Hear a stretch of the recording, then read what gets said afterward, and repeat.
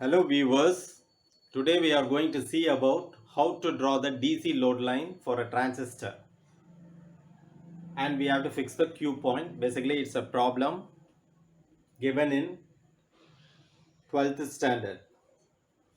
Okay, now this is the transistor which beta is equal to 120, collector resistance is 5 kilo ohm, base resistance is 1 mega ohm, and the supply voltage, DC supply voltage is 25 volts. Okay, and of course we have VBE here, base to emitter voltage. From base to emitter voltage. Now beta is given. Okay. Usually VBE is equal to, assume this is made up of silicon. The transistor is made up of silicon. In that case, it will be 0.6 or zero point 0.7 volts. Okay.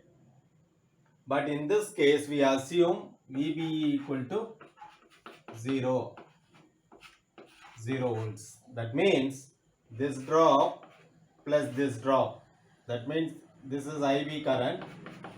So IBRB plus VBE should be equal to VCC. So the basic equation will be VCC is equal to IBRB, the voltage drop here and the voltage drop here, plus VBE. So if you want the exact value, you have to substitute the value for VBE, which is 0.7. Sometimes they will take it as 0.6. So I am taking it as 0.7. To further simplify, what I am doing is I am assuming VBE equal to 0. So therefore this value will go. Now we have to find IB. IB is what? IB is equal to VCC by RB.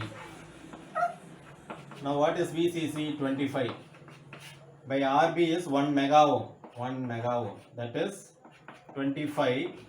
Mega is 10 power 6. When it goes to the numerator, 10 power minus 6. Therefore it will become 25 microamps.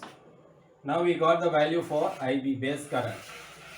Okay, the base current is 25 microamps. Beta is given as 120, the current gain of the transistor. Okay, now what is beta? IC is equal to beta times IB. That is beta is equal to IC by IB. Now we know the value for IB. So we can substitute this here. So this is equal to beta is 120 multiplied by IB. IB is 25 microampere. Okay. Now this will give you IC is equal to 3 milliamps. Now we got the value for IC. See this micro, that is 120 into 25 microamperes. 25 into 12, which is 300, and 10. This micro can be split into 10 power minus 3 into 10 power minus 3. 10 power minus 3 means you put the decimal over here. So 3 milliamps, that is IC. So we got the IC also. Now we have to fix we are moving to the collector side. So this drop plus this drop. What is this drop? ICRC. What is this drop, which is VCE? That is ICRC. Now I will write down the value. So we got the IB as 25 microamps and IC as 3 milliamps. Okay.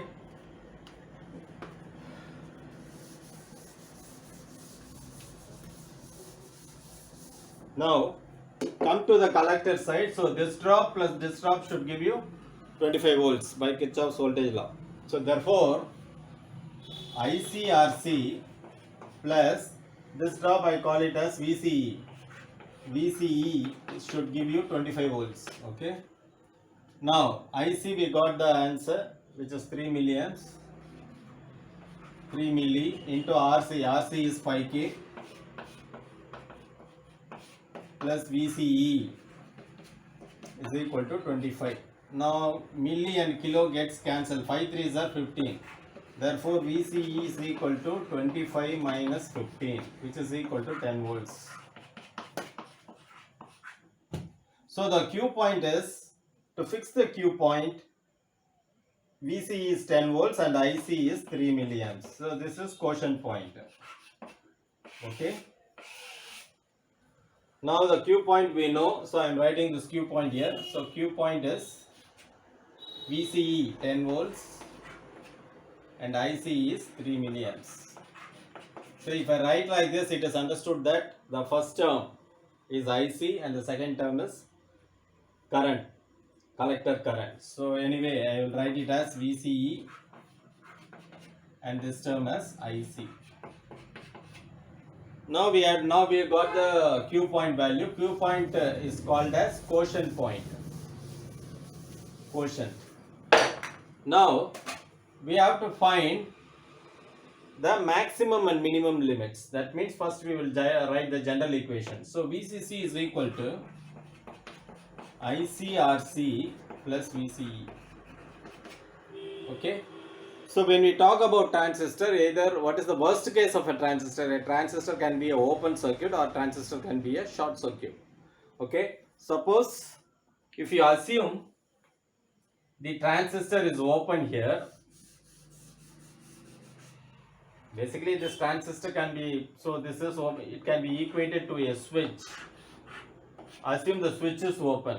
What will be the collector current? Collector current is 0.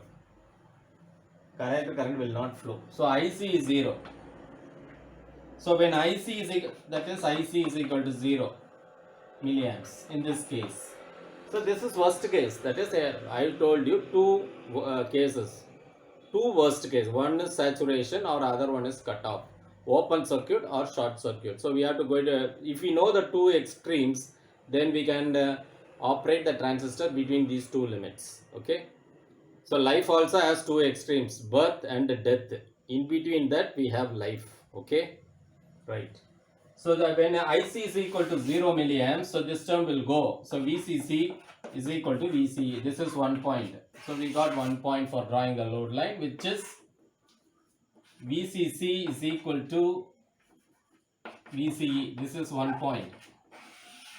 And that point is called cutoff. Okay. So next, what will be the next case? Next case means the transistor can act as a short. Okay.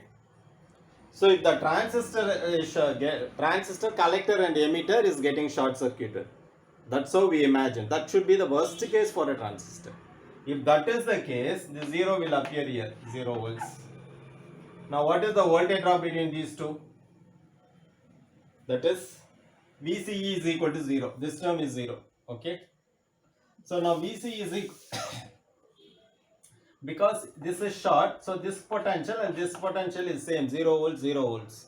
Therefore potential difference is 0 volts. So VCE is equal to 0 volts. Okay. So this will become 0. That is VCE is equal to 0 volts. Therefore IC is equal to VCC by RC. Okay. Now in this case, so this is now I got 2 points. This is saturation. IC is means this is the saturation current. Beyond that, we don't take into account. It will once it has reached saturation, all other excess base current and collector will lead the transistor into saturation only. So we take the maximum current, that is called saturation current, is given by VCC by RC. So for this problem, I will be drawing the load line. So drawing a load line is very easy. This is VCE. So VCE equal to VCC. That will be the cutoff point. So here this is equal to VCC. That is 25 volts. For this problem it is 25 volts. For the same problem IC, I told you this is 0. This is 25. So what is the voltage drop here? It is 25 volts. And what is the resistance? It is 5K. Therefore this will lead to 5 milliamps. Okay. So this will be the maximum. This is IC. So this is 5 milliamps. Okay. Now this is the load line. This point is called cutoff. And this point is called collector current saturation or saturation point. So these 2 points are in effective when we operate the transistor in switch format. That is, when it acts as a switches on or off, then these 2 points becomes very important. But we want to operate the transistor in an amplifier or an oscillator, then we ignore these 2 points. We usually prefer the quotient point to lie at the middle of the load line. As far as this problem is concerned, we already got the quotient point as 10. So this is 25, maybe somewhere 10 will be somewhere here. Okay, 10, 20, 25. So this is 10 volts, and correspondingly if you see is 3 milliamps. So roughly this will be 3 milliamps, and this is 10 volts. We already got for this problem. So the quotient point is here, that is 10 volts comma 3 milliamps. So this is the operating point for this type of bias. This is basically a fixed bias. For this case, the quotient point is 10 volts and 3 milliamps. Now the important point is, if you give a very weak signal into the base and you want to amplify, you have to see that the signal swings between this point and this point. It should not go into saturation, or you should not go into cutoff. So you see that the base current is in such a way that the collector current swings between this point and this point, and the VCE corresponds to this point and this point. It should not go to, or it should not touch the cutoff or saturation. So that's all about drawing a DC load line and how to find the value of the Q point. Hope you have understood this topic. Thanks for watching. Nandri.